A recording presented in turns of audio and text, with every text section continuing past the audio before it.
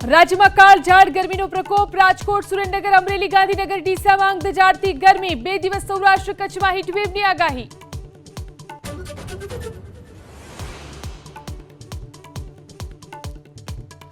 અમદાવાદમાં ઘૂસણખોરોની વસાહત પર પોલીસનું મેગા સર્ચ ઓપરેશન, ખુદ પોલીસ કમિશનર ઉતર્યા મેદાને। ઘૂસણખોરોને આશરો આપનારા સામે પણ થશે કાર્યવાહી।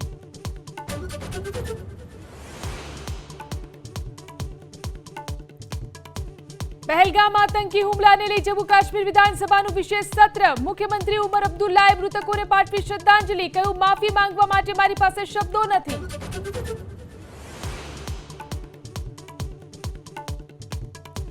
વડોદરાના આજવા વાઘોડિયા રોડ પર પાણીની લાઈનમાં ભંગાણ, 15 ફૂટ ઊંચે સુધી ઉડ્યા પાણીના ફુવારા। ફુવારામાં સ્નાન કરી લોકો ગરમીમાંથી મેળવી રાહત।